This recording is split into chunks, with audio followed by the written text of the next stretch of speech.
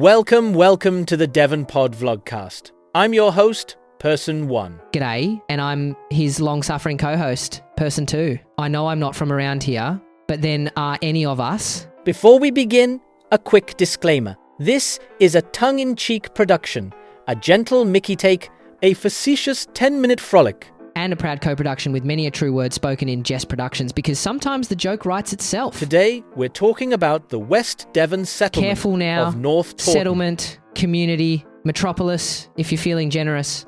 But whatever you do, don't call it a village. Oh no. The mere utterance of the V word can trigger a reaction usually reserved for planning applications, parking restrictions, or unsolicited changes to the flower displays. But even that pales into insignificance compared to mentioning The weeds. A topic so controversial it could fill several Facebook threads, 3 council meetings, and at least 1 strongly worded letter. Anyway, North Tawton is a charming, sleepy town nestled amongst rolling hills, conveniently positioned between 2 coastlines and several firmly held opinions. And like all picturesque rural idyls, it comes complete with its own quirks, characters, and a town council that occasionally makes the Vicar of Dibley look like a hard-hitting political documentary. It's little wonder that Jam and Jerusalem found inspiration in places like this, where every resident seems to be a character actor waiting for their cue. Yet, for all the eccentricity, it really is a vibrant community. You'll find evidence everywhere. Well-kept homes, local initiatives, community events, and people who genuinely care about the place. It's a diverse mix too, lifelong locals, newcomers, young families, retirees, and those who arrive for a weekend and somehow never left. But like many communities across Britain and beyond, North Tawton has its own modern affliction. No, not potholes. Not weeds. Worse. The keyboard warrior. A determined online militia armed with Wi-Fi, half a cup of tea, and absolute certainty. From behind glowing screens, they patrol local Facebook groups, bravely defending the status quo against dangerous radicals proposing such revolutionary ideas as tidying things up, improving facilities, or trying something new. To the trained eye, these gutless galahs, at a glance and at a distance, are recognised by their overuse of the laughing emoji. Keyboard bullies are comedy gold. Beneath every angry comment is someone desperately searching for a "I'm a coward" emoji. For many residents, the loudest voices are often not the most constructive ones. Which is a shame, because beneath the noise sits a town with enormous potential, plenty of community spirit, and enough local drama to keep us in podcast material for years. Keyboard warriors continue their tireless campaign to defend even the council's most baffling decisions and behaviour. A council made up of undoubtedly well-meaning people, though not always burdened by good judgment. At the last meeting, proceedings ground to a halt when one councillor posed the question that nobody knew they needed answered. Does cling film cause cancer? The resulting silence was so complete it may have been the most sensible contribution of the evening. Question I had, there's nothing to do weak in it, but on your scale of what's carcinogenic, how does cling film write? Cling film? Yeah. I don't know. I've got it out. Why, the useful is highly carcinogenic. No, wait. We're I'm digressing. just Googling. Nope, cling film is not carcinogenic. But as you say, we digress. Thank you. Today's topic is the Lych Gate, a structure that has become something of a monument to the council's ability to keep its finger firmly on the pulse, provided the pulse is faint, intermittent, and close to the many defibrillators thankfully positioned around the town. My pulse is slowing. The Lych Gate is a covered gateway at the entrance to a traditional English churchyard. North Tawton's is unusual in having both a double and a single gateway.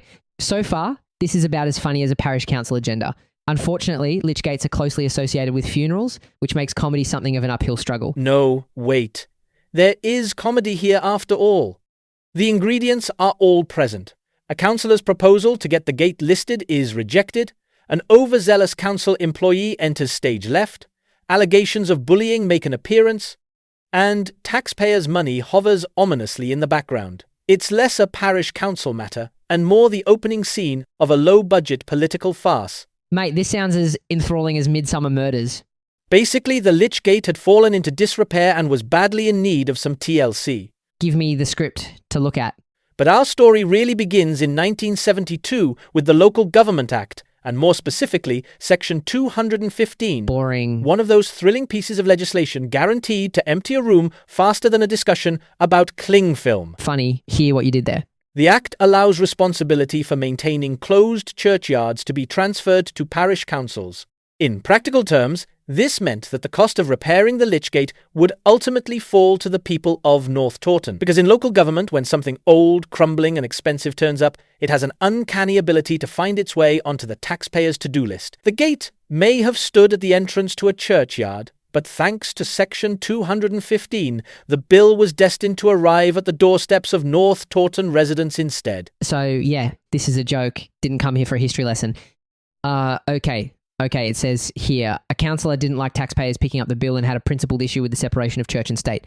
Good on ya, mate. No complaints from me. He contacted the Church of England's head of property, who delivered the sort of news that makes councillors sit up straighter than a budget meeting with free biscuits. If the Lych Gate could be listed, grants would become available to help fund its restoration. In other words, there was a potential escape hatch from Section 215, a chance to satisfy his principle that the church should shoulder some responsibility for its own heritage, and perhaps most attractively of all, a way of repairing the gate without immediately sending the bill to the people of North Tawton. Sounds like a dead set legend.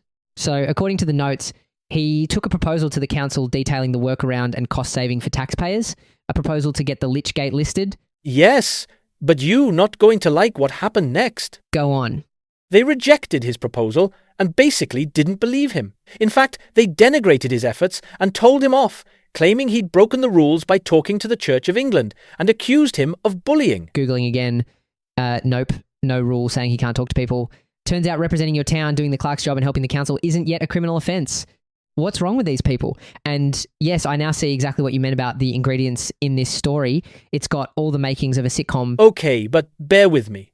He raises the stakes and applies to have the gate listed. Oh, he's a chess player. Bet they didn't like that. Having whipped up a frenzy of Facebook experts and local gossip merchants, they arrived at the next meeting ready for battle.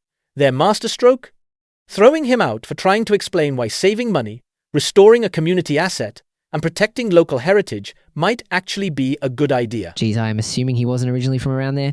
They really did look a gift horse in the mouth, but gossip and rumour aren't very funny. They are not, but he does finally get the last laugh. Okay, a quick joke. In North Tawton, the Lych Gate isn't haunted, but local politics gives it a good try. Funny. Moving on. Not wanting to be delayed by something as inconvenient as a successful listing, the council rushed to appoint a contractor to repair the Lych Gate. Their logic was that specialist craftsmen would become harder to find, which is a bit like demolishing the shed because you might struggle to find a carpenter next year. But we'll leave that one hanging as we're nearly out of time. Okay, so quick recap.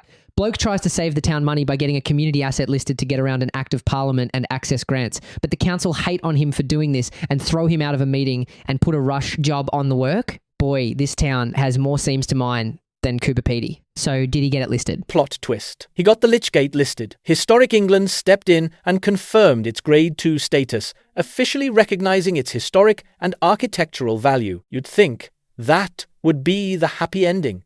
Instead, it was the beginning of a whole new chapter. Next time, the undoing of the work as paint peels and the rust begins to show, the report that raised uncomfortable questions that councillors want to go away, and how the cost of it all may end up being carried by the people who were trying to save it in the first place, the taxpayers. I guess they've never heard of doing a job properly, so that it didn't end up costing more money again and again and again. As we're out of time, quick shout out for what's coming up in future episodes: anonymous flagpoles, mysterious contracts, freedom of information battles, lawyers being paid to confirm what everyone already knew, disappearing interest payments, vanishing public participation, and a budget that deserves its own true crime series. Somehow, we've only scratched the surface.